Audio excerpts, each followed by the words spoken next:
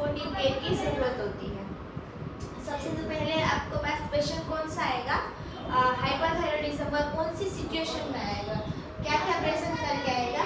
तो पहले तो उसका जीसीएस होगा वो बहुत ही लो होगा, मतलब स्टूपर, कोमा, कंफ्यूजन कोई सी भी स्टेट में आ सकता है।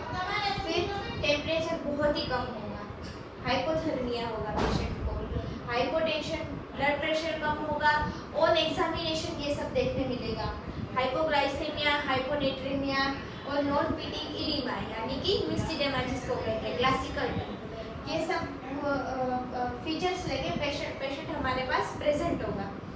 अब ये ऐसे तो होगा नहीं, इसके कोई कॉमन ट्रिगर्स होते हैं। ट्रिगर्स में कौन कौन से कॉमन होते हैं? मोस्ट कॉमन तो जो है वो इन्फेक्शन है, उसकी वजह से ट्रिगर हो सकता है। स्ट्रोक, एमआई यानी कि माइग्रेन इन्फेक्शन, सर्जरी या ट्रॉमा करवाई हो, और या तो फिर पेशेंट ने खुद से ही थायराइड की मेडिकेशन है वो स्टॉप कर दी हो। तो ये सारे कॉमन ट्रिगर्स हैं, तो आप ये सारे याद रखना, इसके बेसिस पर ही ये ट्रीटमेंट है अकॉर्डिंग टू हैरिसन के बुक के।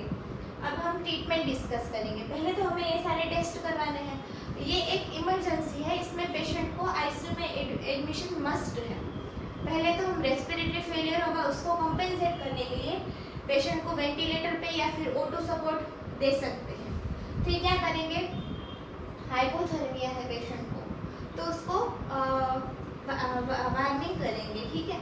तो ज़्यादा वार्मिंग नहीं करनी है, हम ब्लैंकेट से और ऐसे वार्मिंग कर सकते हैं। फिर क्या करना है, जो ये सारे स्टार्ट करनी, पहले तो थायराइड वगैरह रिपोर्ट भेजने, फिर उसके अकॉर्डिंग ये ट्रीटमेंट देनी है।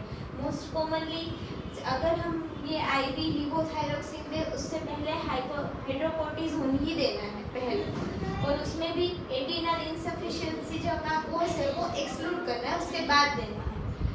हाइड्रोकोर्टिजोन दे इंजेक्शन में 100 mg आईवी एवरी 8 hourly देना है, ठीक है। ये सेकेंड पार्ट था। थर्ड है L4 यानी कि लिवोथायरोक्सिन देना है, जिसकी लोडिंग डोज है 200 to 400 IV once, follow by maintenance dose कितना है 50 से 100 mcg IV डेली।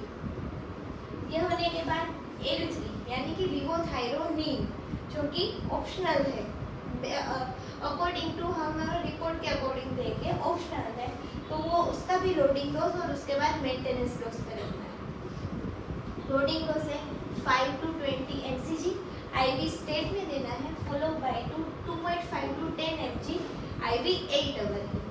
तो हाइड्रोकोर्टिजोन दे दिया, L4 दे दिया, L3 दे दिया। उसके बाद क्या करना है, ये इमीडिएट मैनेजमेंट है। इसके बाद सपोर्टिव केयर करनी है, जिसमें हाइपोटेंशन को कंपेंसेट करना है, हाइपोनेट्रेमिया बाहर ठीक करना है, और हाइपोग्लाइसेमिया, ये तीनों फीचर्स को ध्यान में रखते हुए उसके अकॉर्डिंग सपोर्टिव ट्रीटमेंट देनी है। प्लस और ये जो ट्रिगर्स है, जैसे कि इसमें से कोई भी ट्रिगर हो, वो ट्रिगर को भी कम करना है।